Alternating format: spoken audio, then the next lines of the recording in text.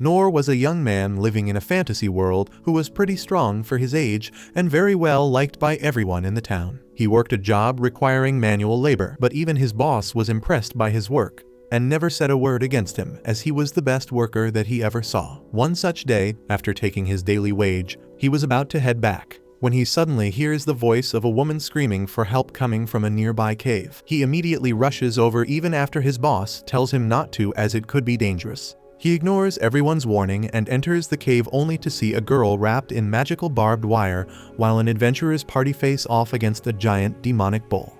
Ever since he was a child, he always had to take care of his mother and the household because his father never came back with the milk. But he took it as a champ and started taking care of the house. His mom was sickly and mostly bedridden, so he made hot soup for her to drink while covered in soot and told her that he is going out to hunt some rabbits so she can have some protein for dinner. His mother cleaned his face while apologizing for not being able to give him anything in life. But Noor put on a brave face and told her he doesn't need anything anyways. Later that night, he prepares a hearty rabbit stew for his mom, but when he comes back to feed her, she has already passed away from this world. Now poor Noor had no one to call family in this world, as he buried his mother outside the house, but decided that he can't be weak and cry. He started living alone, tending to the garden, catching game, and taking care of the farm animals, and studied inside his room after thoroughly cleaning it. He trained his body by catching wild fish, carrying heavy loads on the mountains, and eating lots of protein every day. One night, due to loneliness, he climbs on top of a chair and takes out an old dusty story book and starts reading it. This takes him way back, as he remembers the time when his family was whole, and his father would tell him the tales about mighty adventurers who fought colossal dragons, learnt magic from wizards, lifted curses in the haunted forest, and fought against an army of elves. These stories always fascinated him, as his father would tell him that the duty of an adventurer is to protect the weak people and make sure they are never hurt.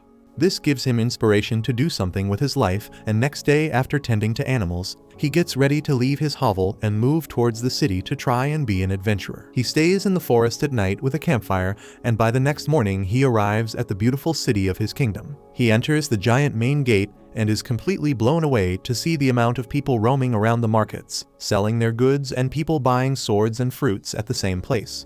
While walking, he notices a man with a sword and decides to follow him, which leads him to the Adventurers Guild. He enters the establishment to find a big burly man at the reception instead of a thick furry girl. Disappointed, he tells the man that he is here to be an adventurer, but the man brushes him off by saying that this is no place for kids and he should think about his parents. Noor replies that his parents are dead, which catches the fatty's attention, and he tells him to drop by the training school first. Noor seems confused, but Fatty tells him that to join a guild, he needs to pick a school, go through basic training, pick his class and skills, and only after graduating can he become an adventurer. Noor is happy for the information and excitedly heads over to a school, with the aim to become the strongest swordsman. He enrolls and starts training in the way of sword. But even after several weeks, while every other student starts awakening their magical potential, Noor still says without any magical abilities. He keeps practicing, and several months pass by, after which the instructor tells him that he doesn't have the talent and is wasting his time here. He tells him to join a different school, as he is definitely not fit to be a swordsman. Noor doesn't give up and finds the school and decides to train as a warrior. He starts training under a big fat redhead, but even after going through intense training for several months, the redhead tells him that he doesn't have the talent for it, as all he has learnt is how to parry attacks. He then goes through several different schools, first as a hunter, but he gets kicked out. After that, he tries to become a thief, but gets rejected as he has no talent for it. He then goes to become a magician but fails even in that, so finally decides to become a healer, but fails and returns back disappointed. The fatty is shocked to learn that even after spending months at every school, he didn't learn a single thing, and tells him that unfortunately, there is nothing he can do to become an adventurer. Disappointed in himself, Noor leaves the city and returns back to his cottage in the woods, but he decides that he is not going to admit defeat and creates his own training setup with a sword. He decides to perfect the one move that he learnt, which was to parry and deflect attacks aimed at him. He spent days perfecting it day and night, and finally, after a year of rigorous training, he became strong enough to parry 10 attacks at once. He decides to keep training, and 3 years pass by, after which he manages to parry 100 swords at once, but gains no new skills. He keeps training endlessly to the point where his sword breaks. 14 years pass by as he realizes that in these past years he has trained every single day and is now able to parry 1,000 swords at once without fail. Despite putting this much hard work, he doesn't gain any new skills, but still decides to head over to the Adventurers Guild once more. This time he meets with a young girl who looks at his skill set, only to advise him to visit the training school. Noor tells him that he has already been through them, which surprises the girl, as she tells him that he doesn't have any skills to make him an adventurer. Noor gets disheartened once again when the fatty comes out and barely recognizes him. They sit down to talk over some beer. When Noor tells him about his training for the past years, Fatty tells him that there are ranks in an adventure from E to S, but even to become E rank, you need at least one skill, which Noor doesn't have. Noor gets sad, but Fatty tells him that not many people know, but there is another rank below E, which is F. There are some limitations for F-rank adventurers, as they can't take kill quests or work in the forests outside the city. They can only take odd manual labor jobs in the city,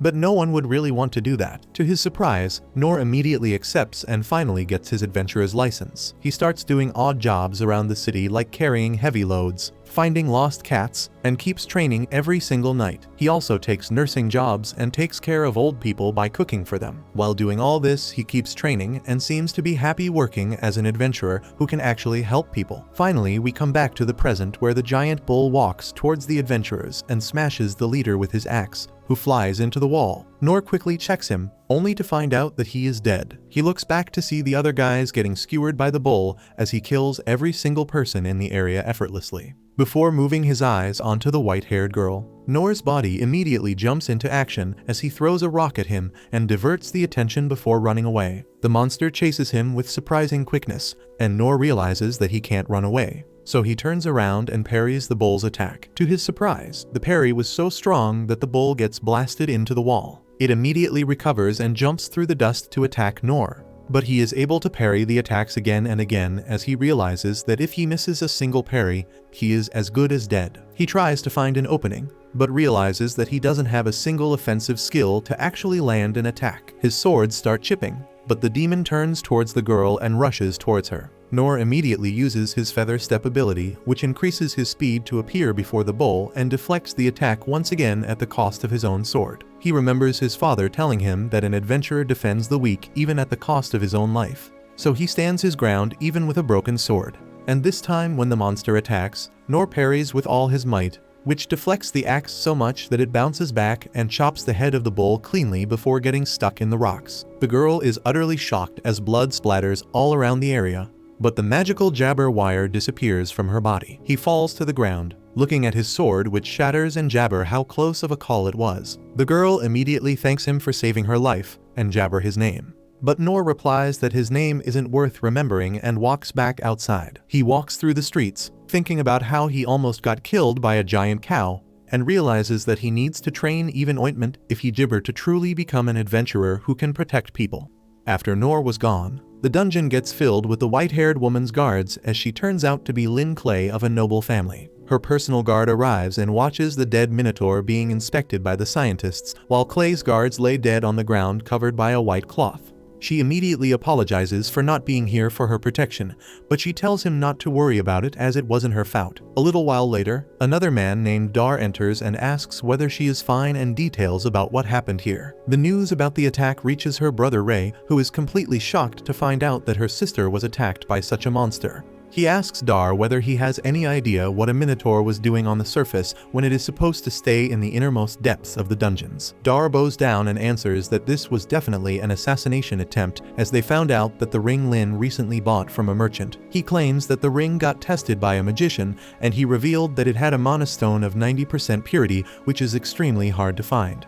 And that was the reason why the Minotaur attacked her group. Ray still seems unclear as he doesn't understand why a Minotaur would want a manastone. But Dar reveals that he believes the Manastone was cursed by the neighboring enemy kingdom of Derry, who is known for practicing dark magic. Ray agrees with this assumption as lately Derry's army has been harassing them on the outskirts, and now such a brazen attack on Lin without even trying to hide it proves that they want a war. Ray then asks Dar about the man who saved Lin's life, But Dar claims that they know nothing about the man, apart from the fact that he killed the Minotaur with his broadsword in a matter of minutes, but escaped quickly afterwards without even telling his name to Lin. The next morning, Nor goes into the guild, as if nothing happened, when the fatty immediately walks up to him asking if he is fine. Nor seems confused, so Fatty explains that last night a deadly monster emerged in the caves near his construction site, and that's why he was worried. Nor has no idea that Fatty is talking about the Minotaur that he killed last night, as he thought it must be a low-level cow monster since he managed to defeat it. The fatty tells Nor that he is lucky that he left beforehand, because even a ranked adventurer like him couldn't have done anything against such a strong beast. Nor wipes the dirt from his face and wonders what kind of monster could it be that even a ranked adventurer is scared of it, and then thanks the god that he only faced off against a giant cow. Nor asks what happened to the monster, and Fatty replies that some mystery man ended up killing the beast in a single blow, which really shocks Nor as he wonders how strong that man must be to kill such a monster, not realizing that he is the man Fatty is talking about. Later, Fatty gives him his pay for the day, but tells him to get a real job as well, otherwise he won't be able to earn much. Before he could reply though, a hooded figure appears behind him and calls him out. Nor turns around only to find the white-haired girl he saved yesterday, and asks how did she find him. She apologizes for following him, but claims that she used her long-distance detection skill to find him. He asks whether she learnt it from the thief schools, but she claims that she is from the magician branch, but has equal skills in all the 6 branches. Lin notices that she is drawing way too much attention and asks Nor whether they can talk somewhere more private. But before he could reply, Fatty grabs him and asks what the hell did he do. Nor replies that he didn't do anything wrong, while Lin deploys a soundproof barrier and asks him to come with her. They both exit the guild and walk through the streets to a desolate area, where she tells him that she really wanted to thank him, as not only did he save her life, but he also saved the life of a lot of citizens. Nor still doesn't know how strong he is, so he claims that she is so talented, and he must have ruined her plans by butting his head in between. She tells him that it's not true. In fact, if he didn't come to her aid, she would have probably died there. She then claims that she wants to reward him for his help, but Nor immediately replies that her gratitude is enough. Lin, however, is not so easily pushed away, and she tells him that she is a person of status here, and even her father would like to thank him personally. He again refuses, which shocks Lin, who has no idea why a man would refuse a reward from a noble. She asks whether there is anything troubling him, and even claims that her father will give him a lot of land if he wants it. But Nor keeps rejecting her offers. He tells her that he doesn't need anything from her, which makes her tear up, as she feels obligated to repay him for his help. She tells him that she won't move from this place till he accepts her gratitude, which reminds him of the time when he did the same to one of the instructors of the healing school branch. He finally gives in and agrees to meet with her father, but refuses to take any over-the-top rewards. This makes her happy enough, and she uses magic to conceal both herself and him as they walk through the city back to her mansion. When they finally reach her house, Nor is completely shocked, as he has never seen such a big and lavish place. They walk by the guards and enter inside, while Nor wonders whether this girl is a noble if she is so rich.